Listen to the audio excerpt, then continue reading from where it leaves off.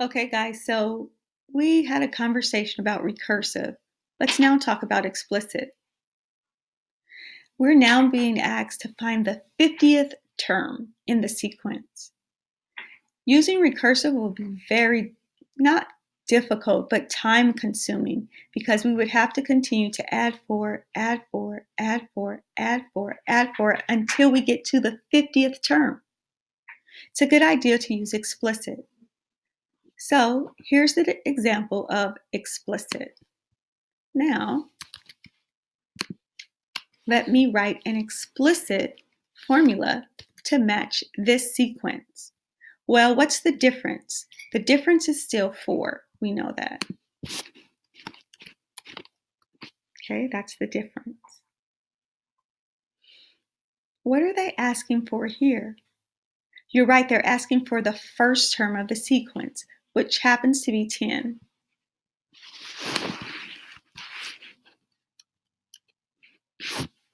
Okay, so this formula matches this sequence. We're done. Now you can use this to find any sequence you want. For instance, if we want to find the 50th term, we're going to make our n equal to 50 because we're trying to find the 50th term. We're trying to find the 50th term. So 50 is our n value. Okay, so now let's simply do the math. 50 minus 1 is 49. Okay.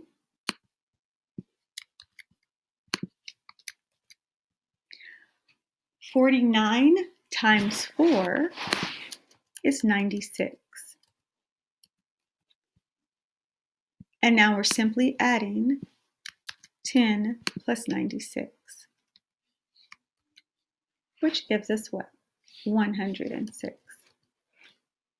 Perfect. Oops. Do you see, because we were looking for the 50th term, we chose to use the explicit, not the recursive. Let's look at one more example. Remember this sequence we looked at earlier? Well, this time they want us to find which term? The 20th term. So once again, I do not want to continue this to find it. I'm not going to use recursive. Instead, I'm going to use explicit. So what do we know about this sequence? Yes, the first term is 5. Super important. We start off with our first term of 5. Okay, now how is this growing? By plus 2, right? So we know our difference is 2. Oops, sorry about that. Do you see?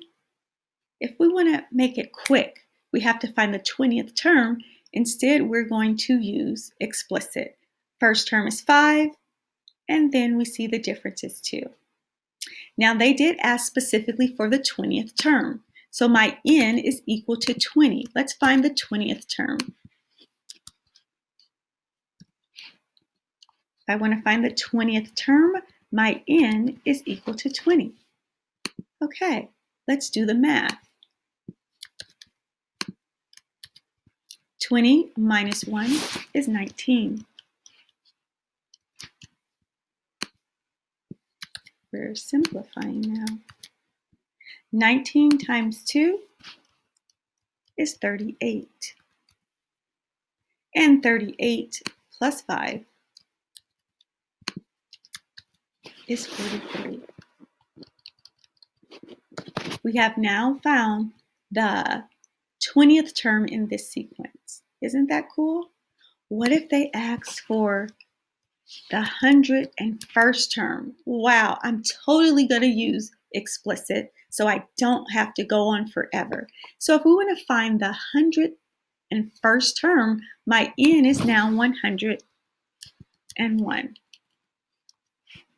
This doesn't change. No way. The first term is still 5. This doesn't change. No way. We still see the difference is 2. But what does change is our n value because we want to find the 101st term. Once again, we simply do the math. 100 minus 1 is 100. 100 times 2 is 200, and 200 plus 5 is 205. Let me fix this so it is indicating the 101st term. Does that make sense? Great. So, to reiterate, when we need to find a term that is pretty far out there, like 101 or 50 or even 20, it's a good idea to use explicit. Remember, explicit requires that you include the first term, which happens to be 5 in this case, and then the difference, which happens to be 2. Okay, I'm going to give you some work on explicit now, and I'm sure you're going to do a fantastic job.